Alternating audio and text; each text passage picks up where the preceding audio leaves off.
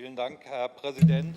Thank you, President. Bezüglich des Konfliktes in der Ukraine, bezüglich der On the Situation auf der conflict in Krim oder im Ukraine Donbass, and gibt the es zwei situation in Crimea, there are two universes which seem to be moving further and further apart. The one universe, the one representation of the conflict, is one which we have just been presented with, but there is another. I'm not saying it's the correct version, but it is a version which exists, and that is the Russian point of view of the conflict. And it is regrettable that here in this assembly we cannot have a proper debate because the Russian delegation isn't present. I have been to Russia, I've had discussions with them there. They say in 2014 in Ukraine, the government was overthrown. This was illegal. President Yanukovych's government was overthrown.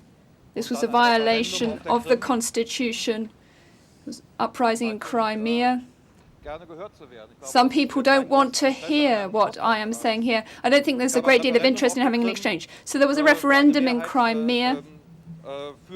The majority voted to join the Russian Federation.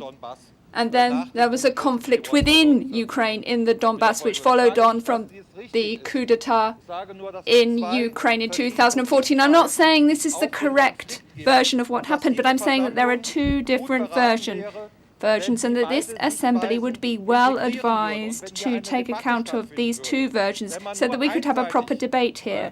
If you just deal with the conflict and just look at one point of view, which is what is happening here, then I fear we will just be contributing to the escalation of the situation. And it is my impression that these two reports are rather one-sided. I have some examples to illustrate this.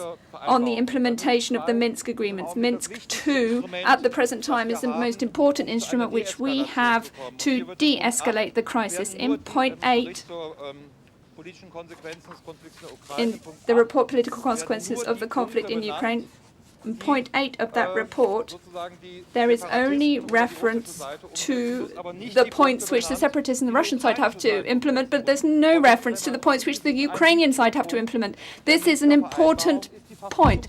The Minsk agreements relate to the constitutional reform, and this is supposed to provide a basis for the elections in the Donbass, and there's no reference to this in the report. So my concern is that with a report like this, we will not be helping the work of the OSCE and what has been negotiated within the Minsk agreement. I believe that we have to have a more balanced discussion.